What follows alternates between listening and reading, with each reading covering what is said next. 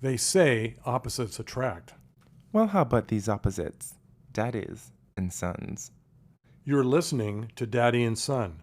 A podcast where we explore the dynamics of daddy and son relationships, multi-generational views, and everything else in between.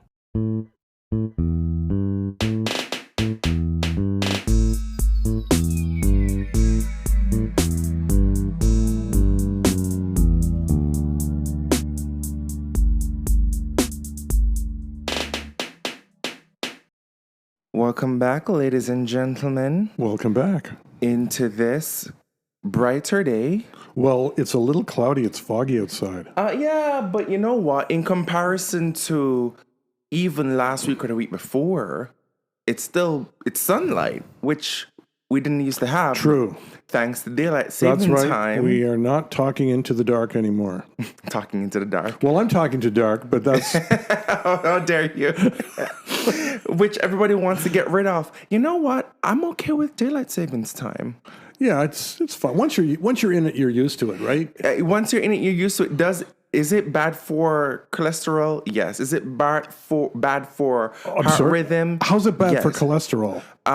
So daylight saving time scientifically has been linked to be affect sleep patterns, which leads to cholesterol issues over time. This is a scientifically proven fact. I had not heard the link with cholesterol. I know about the sleep pattern interruption, but I thought that was temporary, like until the body adjusts. And this is why they say over time. Like as years progress, it does affect you, especially in your older years. So that's why even BC is trying to get rid of it. In your daddy years, in other words. Saskatchewan, Alberta has already gotten rid of daylight savings time. I personally, it's neither here nor there to me. I'm okay with it. I'm okay without it. But, Wait a minute. You're saying Alberta has got rid of daylight savings times? No, they haven't got rid of it yet. They're still on our time. Yeah. No.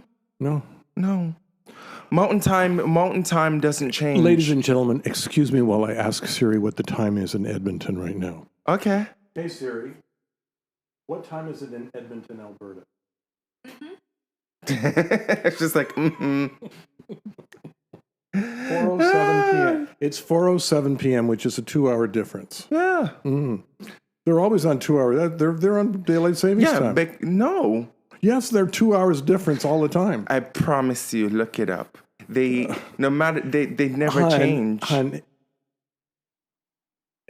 No, that's not true. They were 2 hours behind. I know because of the hockey game schedules. Anyway, we will discuss this the next time the hours change in November. How does that sound? That sounds good. Okay. We'll double back. Okay. We can make a whole segment out of it we'll and take talk a whole- about the health risks. We'll take 24 hours and talk about it. How does that sound? Well, at least 1 hour anyway. How you been? How was your week? Well, it was a quieter week. Thankfully, people were away. Spring break. I needed a week like this. It was.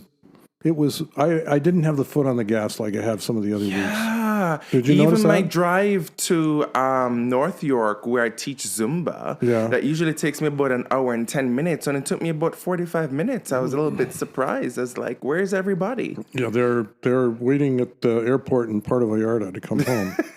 Actually, literally, Yeah. Everybody's in Dumrum right now. I think half of the city of Toronto is in Dominican Republic or in Mexico. Well, they're not in Cuba.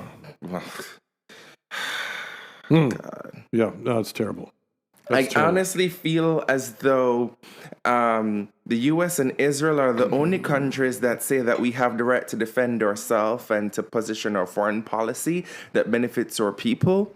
Because anybody else who does, especially after bullying these countries like Cuba ain't troubled nobody since Castro. Cuba is just over there minding its own business. Yeah, they really have been they've been have-not since Venezuela kind of sunk them. And then Since we've Russia. been bullying them, belittling them for the longest time, and now The Americans have. We haven't. No, not we have. Canadian. The Yeah. Americans have. Yeah, we've been traveling there and supporting them, and Trudeau was a Castro fan. Castro attended Pierre Trudeau's funeral. That's how close they were. Again, I always say the extreme end of everything, whether it's socialism or, conservatism or capitalism, the extreme end of everything is bad, right? I know people who have ran away from, left-wing dictatorships like in Argentina or... Your friend. Correct. Wow. Or people who have run away from far-right dictatorships, like dictatorships... Like people who leave Canada if Pullever was in power. Yes, sorry. That would be me. I've already started putting my ducks in a row. Listen. By the way, he's made quite an impression with Joe Rogan fans. God, that's a whole other conversation. I actually was going to discuss that with you today, but I said, you know what? I haven't listened to it yet. There will be... You haven't? No, I haven't listened to it. Listen, the moment that came out, I rushed to the internet. I literally shuffled over to the computer and pressed play because I want to see what this... And you were impressed. I want to see what Monica, who... You didn't say you're not impressed. Listen, if you're going to go over to a far-right fascist... in a different country to do a podcast when you don't even have the cojones. He's speaking to Americans about the need for free trade. That's an important message to send to Americans. Listen. Come on. Now, listen, we're not talking about that today. Let me finish what I'm going to say. Oh, all right. I got a rebuttal. If you have to do all of that. I got a rebuttal, yes. And the Americans know that. The Americans who have sense knows that. No, what? The Americans who have sense knows that. The Americans who don't have sense, who are stuck in tribalism, who are stuck in focusing on other people's genitals rather than their pocketbooks, those people, their minds cannot be changed. And I'm sorry, if their minds could have been changed, it would have been changed months ago. If you have to do all of that, your career is already done. Pierre Poilievre, who has refused time after time after time to get his government security clearance, but yet still wants to be the prime minister of this country. He'll have it when he gets. He'll get it when he's PM. If you need to do all of that, and that's not how it works, Norm. I've only heard one piece about somebody told me about the tariff discussion, and I thought that made a lot of good sense. Now, what else he said, I don't know. I haven't listened to it. And I'm not saying it doesn't. There's a class of people who like right of center ideas, and tariff protection is not a right of center idea. And the guy who's in power right now, his mind has got to be changed on that, Mr. Trump. So anybody that's advancing that interest is good, as far as I'm concerned. I don't know what else Pierre said today. Tariff protection. Have you listened to the whole thing? Tariff protection. Listen, a clock is right. A broken clock is right twice per day. I've heard that. And tariff protection is a good thing. You're not wrong. And again, you're not wrong. But tariff protection is a good thing? It is a great thing. Well, but you're not wrong. The issue is... Depends on the situation. It depends on who you're having that dialogue with. You have to be able to do... When you're going to talk about fair trade, tariff protection, when you're going to be talking about market stability, you can't be talking about these... You cannot have these conversations with an administration who doesn't understand what these things mean. They don't understand the value of these things. There are a lot of people, though, who... First of all, I disagree with you. Tariff protection is not good. That's the problem. We are trying to get rid of tariffs. It's hurting our aluminum industry. It's hurting all our... We weren't even going to talk about this today. But anyway, we'll have to talk about tariffs sometime. I'm a free trader. Here's the thing. I think that once we have stability... It helps. Stability. I want you now. It doesn't turn away investors, because what will happen? What this is signaling is to foreign investors is that North America, particularly the financial hub, the United States, is not a place in which we can set up shop. It's not a place in which we can set up shop because there are there's an instability. We don't know if we bring specialists over, if they'll be kicked out. We don't know if we set up factories true. over here, and with the fluctuations of tariff, if it's going to be more expensive for us to do business you're here right. than if we do business over in Asia. Trump is an irrational leader So, who changes his mind on It's things. having I the agree with you. conversation with the right people, and he's barking up the wrong tree. This is not the When you say he's barking up the wrong tree, what do you mean? You're talking about Palaver now? Yes.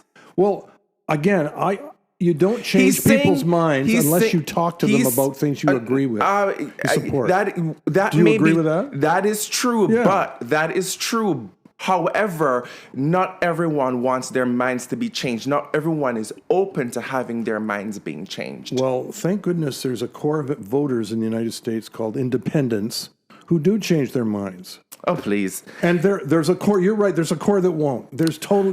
Norm. You're not appealing to them. Norm, You're appealing this to. is where you and I shift, because I believe a great number of people who call themselves independents because they're full of shit and they don't want to be called out on.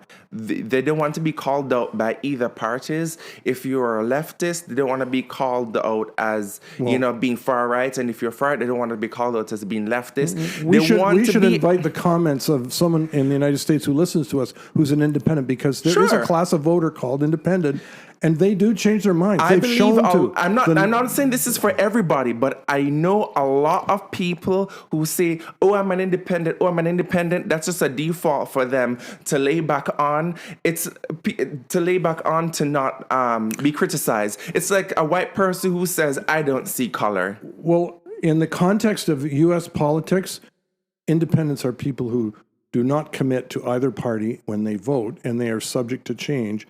That is the group of people you try to influence in a public discussion. That's my political science 100 tip for the day. And let's go and talk about what we were going to talk about today. There needs to be deeper sociological and psychological discussion when it comes on to polyscience in the modern era, especially when we're talking about over the last decade, because the approach that has been taken, especially by the powers that be, especially when we talk about liberals or we're talking about Democrats, it's not working. It's not working. And if it did work, Hillary would have been president. If it did work, the lady would have been president. Well, I guess not it didn't Trump. work. So I'm gonna leave it at that, and I'm gonna keep it moving. Okay, I won't challenge you on that because there's a lot of areas I could have speak Because to it, but I there's respect something your called- ability, your right to speak your mind, even if you're not sure what you're saying. It's so funny you should say that, because again, we are on two different parts of the. Well, we're different generations, different experience. Mm-hmm.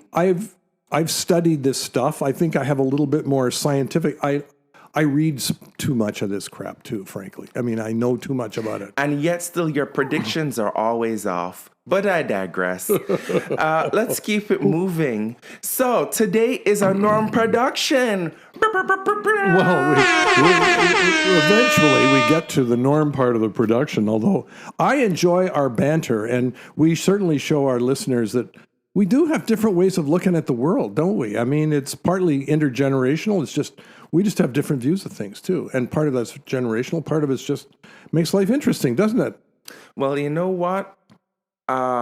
This may be something that you're unfamiliar with, but it ain't binary. It ain't binary. What do you mean? Life. Yeah, well, there's all kinds of flavors in life. You right? just said so. You have the independents, you have the right wingers, you have the left wingers. It's not binary. It's not this or that. But go on. Yes, it's a mix of a whole lot of things. No, that is the nature of a pluralistic society. Mm-hmm. Which when you have a plethora of things to choose from, there aren't enough of them around, and ideas to problem. Choose from. Exactly. There aren't the two biggest ones, Russia and China, are not pluralistic. But anyway, let's go into something else. All right. So what I thought I'll tell you what I wanted to start talking about today, and that was the issue of gambling addiction. And you know where I came across the idea? I was listening to a podcast, an Atlantic podcast this week, Atlantic Monthly, an author who was told, they said, let's do a topic on gambling addiction, and they were giving people different ideas of how to write it. And somebody said to him, why don't you write it from the perspective of yourself? So he got $10,000 expense money and spent 3 months during the NFL season last fall gambling. And he went through, and it was fascinating listening to the psychological change. He's got 2 kids at home.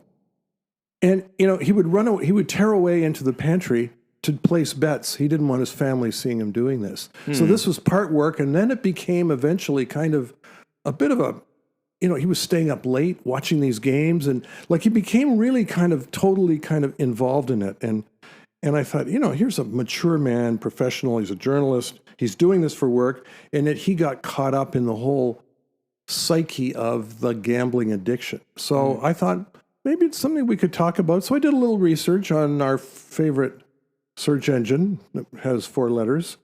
It begins with CHAT. And I got some interesting statistics. So we could kick that around for a few minutes. What do you think? Sure. All right. Yeah. Now, let me ask you a question first. Mm-hmm. And I'll answer it for myself. I don't know anybody who I would say has a gambling addiction. I don't gamble myself. I don't know much about the topic. I rebel when I see these ads on TV, especially hockey games or football games. Mm-hmm. For the and you see them online, like fantasy football. Yeah, and bets online and the FanDuel and all this stuff. I mean, they're pushing this at you left and right, and I don't like it because it becomes part of the game itself, and it's not. But anyway, that's my bias. I have only had my first gambling experience late last year. I've never gambled before. Mm-hmm. I've never even bought a lottery ticket. I'm hoping to do so at some point. I might have bought a lottery ticket, but I don't consider that. That is kind of a gambling. Yeah, it's soft gambling. No, that is gambling. Yeah, it is. It's soft gambling. So we're talking about soft gambling and hard gambling now. Listen. Because soft gambling is you just take a ticket. Well, most of the times you don't pick the number. Sometimes you do. But hard gambling is when you interact with a software program and predict or are involved in an event that has an outcome, and you are betting on the outcome. That's what I call hard. And we just came up with that. So that's a norm definition. That's a norm definition of hard gambling, which I think is is rather breaking news. By the way, there were bets before this podcast started that I would come up with a new definition of hard gambling, and I think somebody out there won some money. Let me tell you something. I usually say it's against my religion. I don't really give two shits about gambling. I just haven't done it because it hasn't been something that has interested me per se. Yes. But I did have a recent trip to Niagara Falls, and I went to Falls View, stayed at the hotel. Okay, yeah. Nice place. Nice hotel. Beautiful. Yeah. Grand, gorgeous. I went to high school about fabulous, a mile. I went to opulent. high school about a mile and a half from there. Oh yeah, you are from Niagara. It was honestly it was quite the experience. By the way, I'll tell you a story if I may interrupt you. I came 1 second. Hold this story. I will. I came out the victor because even though I was a first time gambler, and we both beginner's luck. I mean, Colston gave he gave Jason $5, and we flipped that into $25. Oh, that'll pay for a couple of drinks. Between Jason, myself, we had $100 each.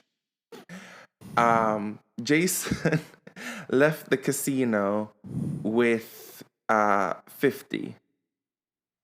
I left the casino with $80, but I was up by $250.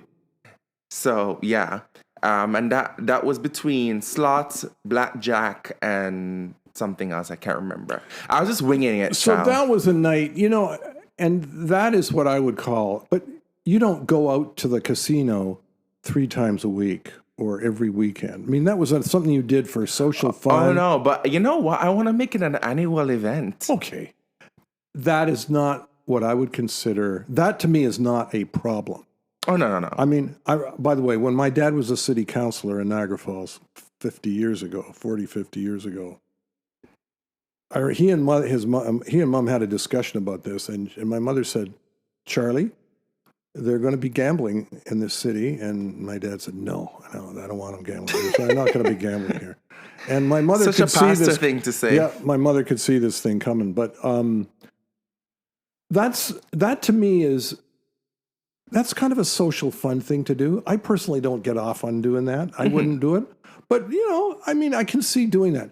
What's your story? What I'm driving at is the kids that are looking at their smartphones. They're getting pulled into these different and very inducing type, put $10 down, click, click, click.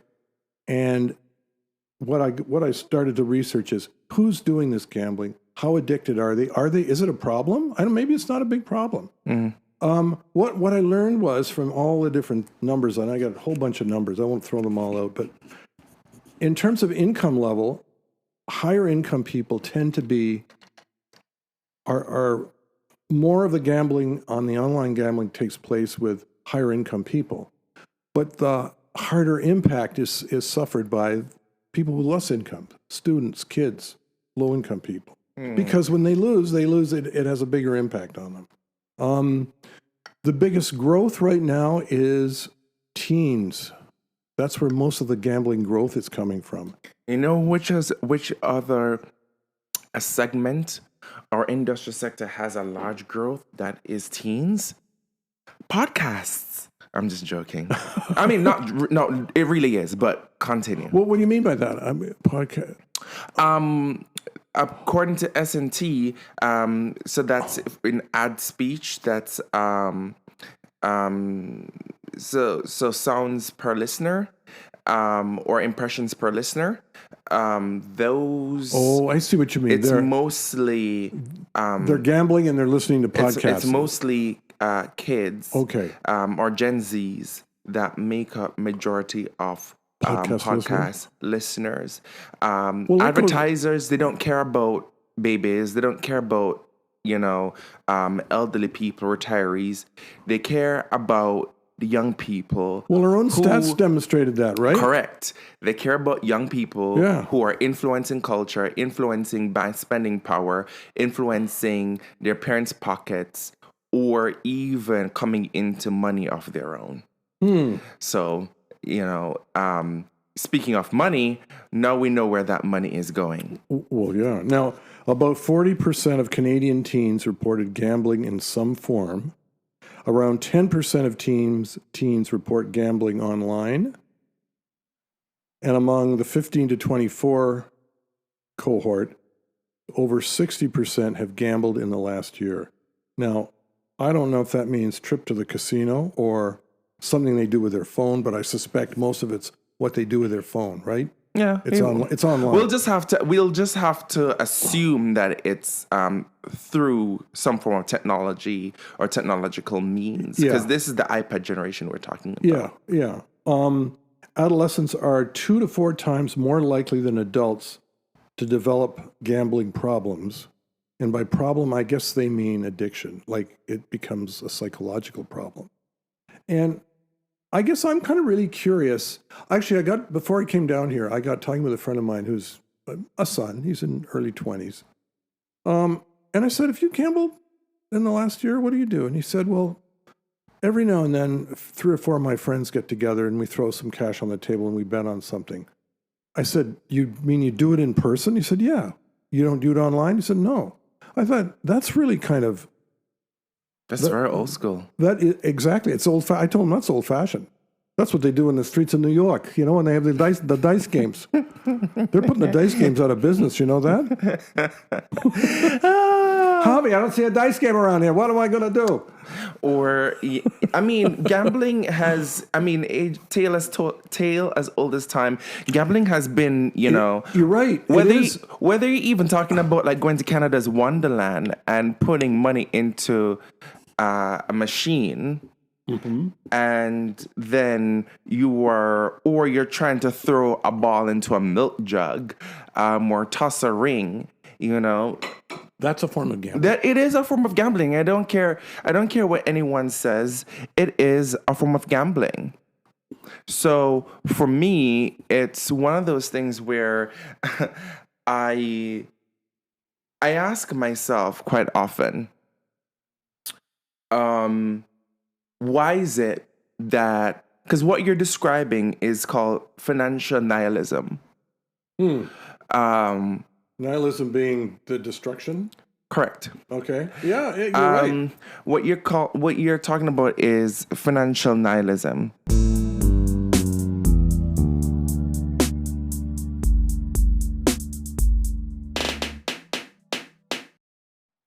So financial nihilism in its core is young people who have decided, and rightfully so, that right now, leading back to what I was saying earlier about market instability, older people, boomers, have made decisions over the year. They've voted in ways that has benefited them, but that benefit has not trickled down to the younger generation. Millennials are maybe getting crumbs off it, but the Gen Zs are getting nothing. We are living in a time where wages are not moving, inflation. I mean, youth unemployment. The younger generation have seen the highest flip or the highest rate of increase in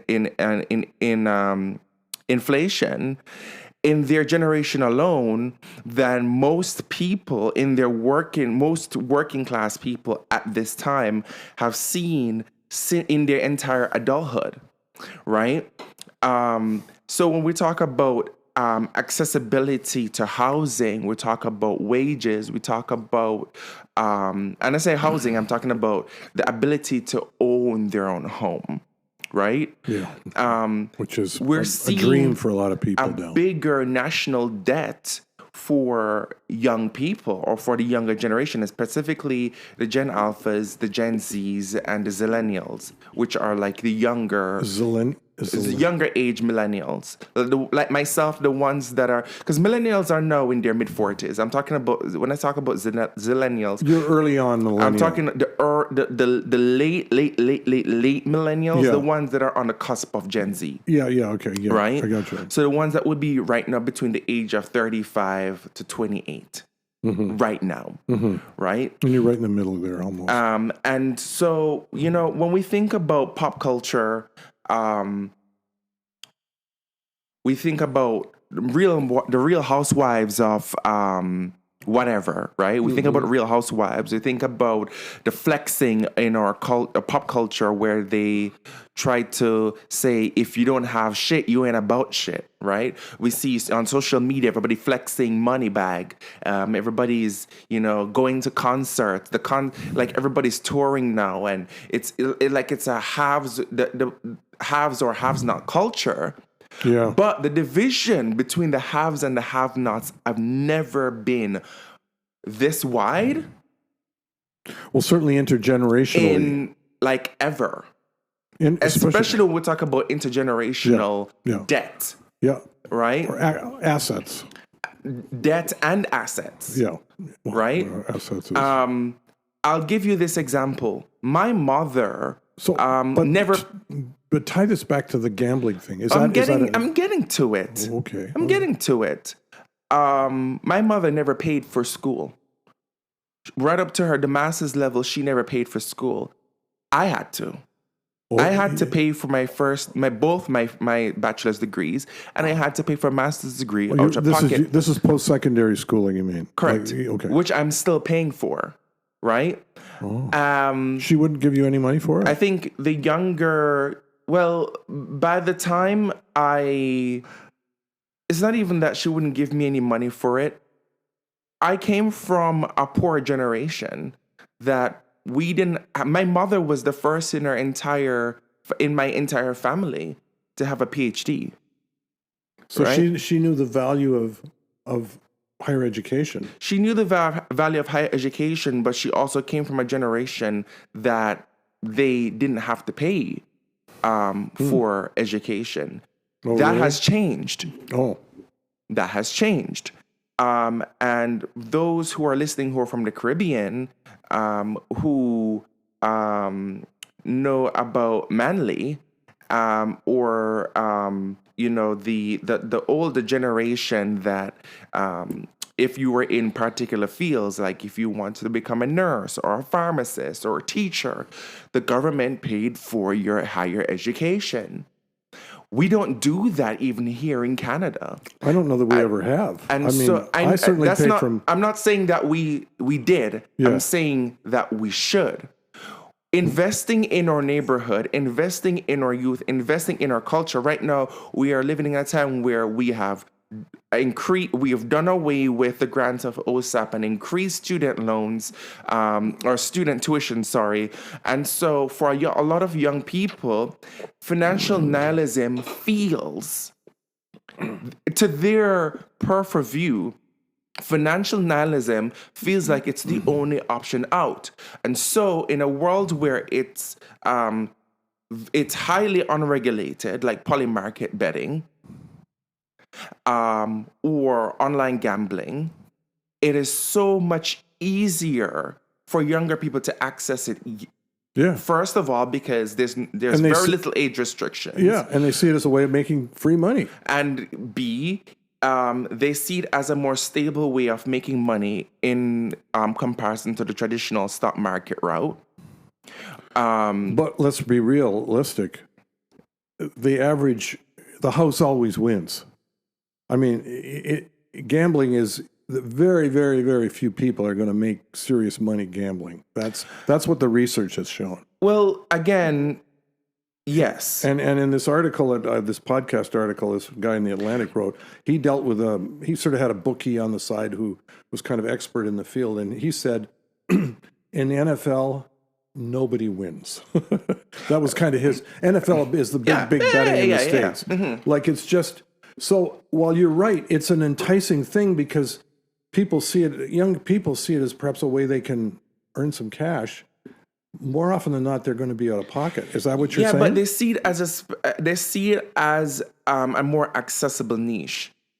There's right now. It's in other words, an easy way to get at it. It's not even so much. Yes, yeah, I yes, agree. yes, yeah. yes. Click on the phone. Yes, that. But young people are a lot more educated on things that even in your generation, at my age, a lot of people, the greater masses, probably wouldn't. And that's because we live in an information age where information is a lot more accessible to us. We can always we can put it looking into Google, we can go to ChatGPT, versus back in the past, you had to know somebody who knows somebody or go down to the local public library. You're right. It's absolutely easy to do this. Right? When a lot of young people are watching the news, they're seeing they're seeing market instability. They're seeing the markets fluctuating. They're seeing get-rich schemes from people like the Kardashians, Bankman-Fried, Donald Trump with his Trump coins and his NFTs. It's a disease that is being influenced culturally, pop culture, from the top down norm. So the problem is greater because the problem is greater because not only are the older generation, the daddy generation, is again institutionalizing policies that only benefit them and leaves very little for the younger generation. The younger generation is going to say, okay, you know what? Traditional algorithms that dictate the stock market, first of all, we all know that it's all a facade. These people have their insiders that for insider trading that they're divesting into. The people at the top are the people who make the decisions. They have very little separation between accountability between how they bet. Sorry, not how they bet, how they trade. Let me use proper terms.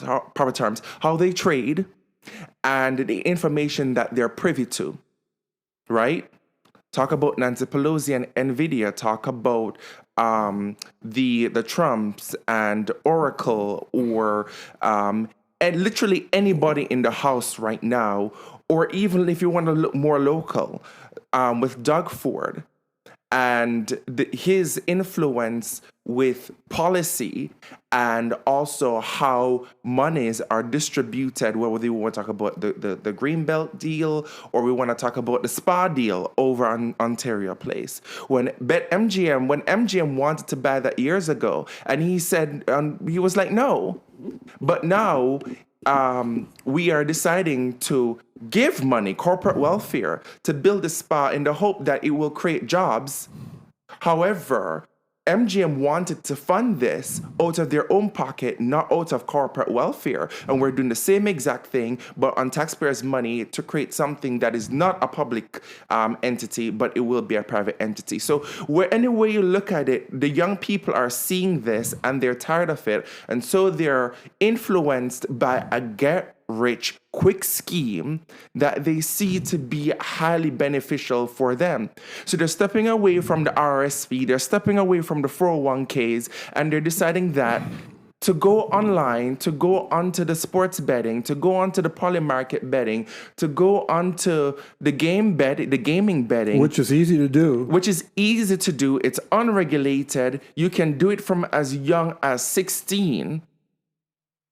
They're deciding that this is the way to make money. Yes, it is more impactful on them because when they lose, it's a hard lose. We've been seeing on the news over time of young people who have committed suicide. Yeah. Because they've lost, $3,000, and that's their whole life savings. Granted, between you and I, $3,000 is just a sneeze. But when you're talking about a student who's still in school with student debt, that is life and death. So I guess the question is, and I didn't research this much, there are services to help people, counseling services, addiction research. There's absolutely. There's an 800 number, and I should have looked it up before. There are a number of, assistant programs out there and different things that young people can do to get help. But again, much like I was saying earlier, when we are talking about independence and changing their minds, people have to be open to influence. They have to be open to change their minds. And I think right now for a lot of young people,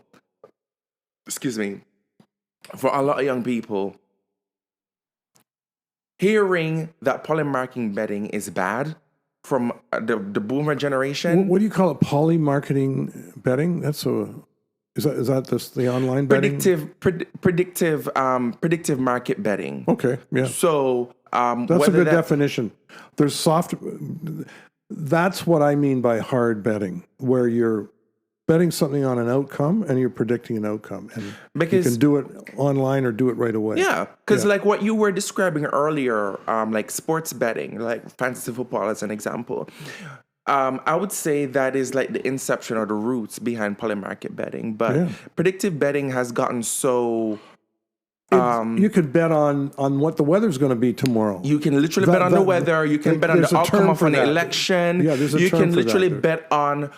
I've seen predictive market bettings where people are like, oh, the State of the Union, speech is coming up tomorrow. Let's bet on how many times Trump is going to say the word Hannibal. Yeah, exactly. That's okay. There have been things like that out there, and I've literally seen that. Yeah. So it's even talking about, I've seen bets on the Real Housewives reunion. Who is going to be the first one to raise their voice? Who's going to throw their shoe? Stuff like that. It's kind of absurd, isn't it? And it's a real thing. Yeah. But young people see this as a more accessible way to make money than the stock market. Mm-hmm. There are core attributes, I think, when you would talk about the traditional stack, of the stock market. When I say stack, I'm talking about the build-up of the stock market, or even like poly market or predictive markets. You know, when you think about the root of stock market, it's more long term. You got to be in for the long term. You got to be in it for the long Yeah, term. because you're going to lose money once in a while. But for a lot of young people who don't have access to money, again, stagnant wages, high inflation. By the way, I lost quite a bit of money today. I mean, again, The war going on, and stock market, Yeah. 6-7. yeah. 6-7. You know, if you know, you know, right? Versus where in the, sorry, you see me shifting, is I don't want the laptop to fall asleep. It's more of a binary contract. It's, does this happen? Yes, or does this not happen? That's right.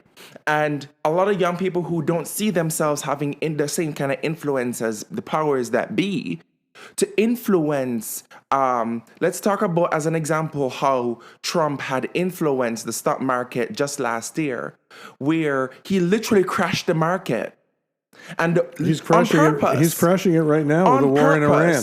And the only people who won were people who had money to buy stocks. So people keep saying, "Oh, the economy is great. The economy is great. The stock market is doing great." Or as Pam Bunny would say, "Dow is up." You know, these things don't affect the common person. It doesn't affect people my age bracket, and it doesn't affect the younger generation than me. Well, who benefits from this? People like yourself. People who anybody that is saving for retirement, and there are a lot of 30-year-olds that are doing that now, are putting money in the stock market. Whether they know it or not, but their pensions, the Canada Pension Plan, yes, is in the stock market. Yes, you know. So, but much like I said, it's a passive stake in a way. Because they don't. But much like I said, a lot of young people are moving away from RRSP. I'm not talking about That's like more Canada active. Pension Plan, but I'm talking about RRSP or 401ks. Where for those who don't know, those are where you have your own money and you put it into something. Canada Pension or Social Security in the United States, it's taken directly out your tax. Yeah, that's mandated by government. Or your income tax, which right. leads to, like, my next point, user perception, right? The user perception of the traditional market is that you're not gambling, you're investing. Yeah, although, you know what, let's face it, you are gambling when you buy a stock. I mean, you are. I've always said that, you know, I wouldn't buy a lottery ticket because it's a worse investment than the stock market. Listen, I never, Do you agree with that? never said it. I never said that it wasn't. Yeah. I said it's the user perception. That is Perception becomes reality if you deem it so. Because, as an example, people who trade on the stock market who perceive it to not be gambling but an investment, it could be or it couldn't be. So you could be investing in something that's doing so well today, but then tomorrow it completely crashes and is worth nothing. Mm-hmm. Well, can I sorry, go on. Well, if I buy a stock today and I'm hoping it goes up tomorrow, and it doesn't, that's a form of betting. If I buy the stock and say, I'm going to hold it for 15 years, I really don't care what happens to it, but it's probably going to grow, I wouldn't call that gambling. I think that's just plain long-term investing. So you can be invested in the stock market and do it for very different reasons. Mm-hmm. The right reason to do it is you do it because it's part of your generating a savings plan for your future. Oh, absolutely. You know? But how is that different from a younger person who decides that I'm not going to, play this long-term game, this monkey game of a bunch of rich, white, old people making decisions for me, and I'm going to do something right here, right now, and make a decision for myself and handle my future and take my future into my own hands. And so they decide to go into poly market betting and then put that money aside into a high interest savings account or TSFA. Well, if they make any money from it, and some do. Some do, but very few do. And some do. Yeah. Remember, it's binary. It's either yes or no. Yeah. It's not whether this is going to increase based on this or if it's not going to increase. I think the statistics would show that a greater percentage of people will have a higher rate of return on $100 over 3 years than $100 playing gambling, what I call predictive market bank gambling, FanDuel gambling. I don't know if there's probably statistics on that. I would speculate that the market is going to be a better deal in the long term than simply gambling, because that's chance. I disagree. And the reason it is because you're going to make decisions about where you put the money in the market based on your understanding of the economy, the companies that are doing well, the trends and the blah, blah, blah. There's none of that when you're gambling, other than, I think this team's better than that team, so I'm going to put my money on that team.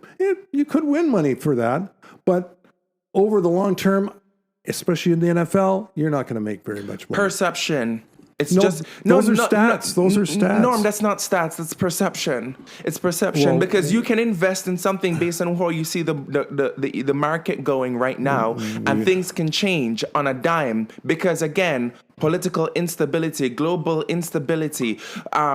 But however, if I go as an example, as an example, like long term, it doesn't matter.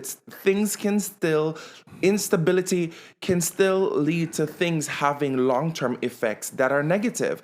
However, in the here and now, as an example, like when I went to the casino last year and I flipped $100 into $250. You should have stopped. That is more than 100% return on my investment. Let us just say I stopped on your gambling. That's what we're talking about, gambling. Yeah. Let's say I'm joking. I'm not. That wasn't an investment. It was a gamble. Yeah. But still, let's say that so money. So let me ask you: Why did you not take your losses, or why did you not capture your gain and leave? But that's no different than if somebody tell me the answer to that, because you wanted to see if you could win more. No, because because it's more instantaneous. It's accessible. Yes. Versus if somebody put something into the stock market and you get lots of money, right? And you check your portfolio and your stocks are doing great, and then something happens and then your stocks go down, and then next thing you know, the company that you invested in filed for chapter 11, and then you have nothing to get. Well, the trouble is you probably have some other stocks that are doing okay. That's called balanced portfolio. I want to go back to your situation where you were up $150 from your 100. You had 250. Why did you not stop? And this is the whole thing about gambling is there's a desire to keep in the game. So let me flip the question on you. So if you, and by the way, that happens with stocks as well. I was going to say. So why is it when your stocks are up? Why is it that you don't draw the dividend and just leave the capital? We do. Well, first of all, if you own the stock, you will get the dividend if it's But sometimes you say, listen, we've made enough on that stock. We're going to sell it now and take our gain and go buy something else. So why don't you sell it or exercise it? That's the question I'm asking. We do. Most people who do long-term stock market investments don't. Well, that's how you grow. You're taking incremental increases. Take the money and then look for things where there's a deal. Buy low, sell high. It's snakes and ladders. Repeat as often as necessary. You are speaking about the principle. You're speaking about the financial principles of stock market trading, in which it would be handled by a financial officer. But I'm not asking you that. I'm asking about the average person that puts money and they buy a stock and they leave it for the next 10 years. Why is it that once that stock starts doing well, they don't sell that stock and move on? Well, some people probably do. Some people are comfortable leaving it where it is. The average person does not. Okay, well, that's their choice. So it's the same. It's the same thing.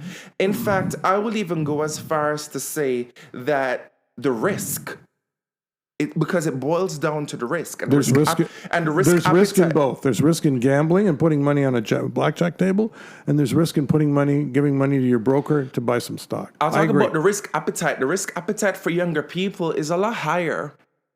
Yeah, which was why they probably are more susceptible to becoming addicted to gambling. The risk appetite is higher for younger people, but whose fault is that? Well, they don't have the same start. People keep saying that the tools are out there, but they don't have the same starting point as the older generation. Well, the reason because it's so easy to do. It's easy to get into the gambling thing. Is that what you're talking about? No. I'm saying that people keep saying that, yes, it's easy, but that's not what I'm talking about. I'm talking about the reason why their risk appetite is so high. I think because they're enticed by, and this came out in the article this journalist was talking about. There's something that gets into you that says, I got to stay in this. I want to see how it turns out. I want to see if I can win some more money. It hooks you. Well, maybe, but I think that's psychological. That's psychology. I think, yes, from a psychological perspective, I can't disagree with that. But I think it's the faster. I think it's the faster feedback loop. The faster feedback loop puts money in their pocket right now. Yeah, that is necessary for day-to-day living, which they don't have. Versus the stock market. That's the attraction to it. Yeah, I see what you mean. Yeah, which the risk is it's lower because you're doing longer term increments. But they could go to Quest Trade or one of those and do the same on the stock market. They might need a little more than $20 to buy a stock. Exactly. But the principle's the same. But that's what I just said. Smaller increments. When you take $20 and you trade that on Wealthsimple or Quest Trade, you're only getting back maybe cents on the dollar. Cents on your $20. But if you go and you take $20 and you go do polymarket betting, you have a chance that you can turn that 20 to 200. It depends what the odds are. And that's the other thing about gambling is in order to be successful at it, and this is another thing I learned is you've got to really research, especially if you're doing sports gambling, and that's where most of the gambling's being done is in the sports field.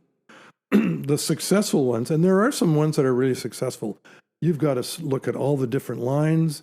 You've got to research the teams. You've got to research the players. It's almost a full-time job. Oh, absolutely. And some people are making a decent living. And how is stock market trading not a full-time job either? It is. It could be for some. It's not for me. I let somebody else do it. But we're not talking about the privileged like yourself, Norm. We're talking about people. I started with zero too. Norm, let me stop you right there. Oh yes, sir. What? Let me stop you right there. I'm stopped. What do you? Brakes. Hold the brakes. Oh, here we go. That intergenerational dispute. Let me hold the brakes. Did I not ask you yourself directly, even on this podcast 2 years ago, if your portfolio manager would take me on as a client? No, he wouldn't. And he would not. Because what? The company that deals with it has a minimum investment level. Okay. But there are others that... But there are other brokers... Just pause right... Can you please pause right there? Which leads to my next point, which is access. Young people just don't have the capital to go the traditional route. They do not. Well, they've got $20 to invest. You just said yourself it is a full-time job. Which, if they're full-time working, pushing the carts at Costco or answering the phone at the front desk at Good Life, ladies and gentlemen, they don't have the money or the time. This discussion has become an interclass discussion. Not just intergenerational. Now, let's keep it intergenerational. It is intersectional. All right. It is intersectional. I feel sometimes you're blaming me for things that Well, that's your problem. Why? You should know why you feel that way. No, because of your attitude. Like I said, I started with zero. No, I'm not. The company that I deal with, attitude towards you is because I feel like I need to check you. Because I said I'm going to say on this. I think gambling is a problem that people need to deal with in this society, and that's where I stop. I don't have anything else to say. You know what, Norm? I think that the situation is you've been so out of the game for so long, you're out of touch. I'm out of touch, and there's nothing wrong with that. I'm not blaming you for being. I'm not blaming you for being comfortable. I'm not blaming you for having the privilege that you have. Hold on, I'm in touch with the fact that I know 3 people in this city that have come to me in the last week who don't have enough to eat. What does that have to do with the topic at hand of gambling? I'm absolutely aware of the need out there of young people, and these are younger people. in their, So then, why are you willing to dismiss the accessibility of the accessibility and the deregulation of polymarket betting versus something that is I'm not dismissing it. I know is that regulated by the FEC or the Canadian Security the CSC Commission, the Canadian Security Commission, the CSC, as an example. These are untouched and untapped areas. Well, but let's face it, there's regulation in betting as well. Okay? That's why you're seeing all these silver suits towards these people who are pushing crypto or I haven't touched this stuff. Or pushing That's definitely betting. Sports betting or like that's why Drake is in hot water. That's why the Kardashians are in hot water and all these influencers are in hot water. Listen, they're making bad decisions, right? You've opened the Pandora's box and this goes deeper. Let me tell you, my understanding, whether it be layman or a deeper understanding of the principles or the fundamentals of the subject matter, it is influenced particularly by not just my point of view, but from other people who my life is influenced by. And who are the people that my life is influenced by? You, older people. Take a look. You've been in my circle. You've seen my circle. Most of my friends aren't my age bracket. They're your age. Most of my friends are younger as well. Most of my friends are your age Interesting, bracket. You have older friends and I have younger friends. I do have some older friends and business colleagues. But it's kind of interesting. We revert to the other side of the generational divide in our social circle. Oh, absolutely. Yeah. But a big part of that. So I'm aware of a lot of the issues that you're talking about. Hold on, Norm. I'm not saying you're unaware. Well, you said I was out of touch a few minutes ago. Okay, I don't think that's fair. Unaffected. Wait a minute, that's not true. Say I'm unaffected. What does that mean? I heard. You are hurt, but the impact to you is not. The impact to you is not direct. Well, not directly, no. Okay. I mean, I have my own life to live. So we can agree on that. Yeah, but there's nothing wrong with that. I've just said that I'm not blaming you for having the assets that you have. I'm not even shaming you for it. I'm just saying. It sounds like you are, though. I am not. All right. Well, maybe I misunderstood you. But that's why I'm saying that you need to search within and without as to why you feel that way, but it's not about you. Notice I've always said your generation. I never said you specifically, Norm. But I do feel you have a chip on your shoulder.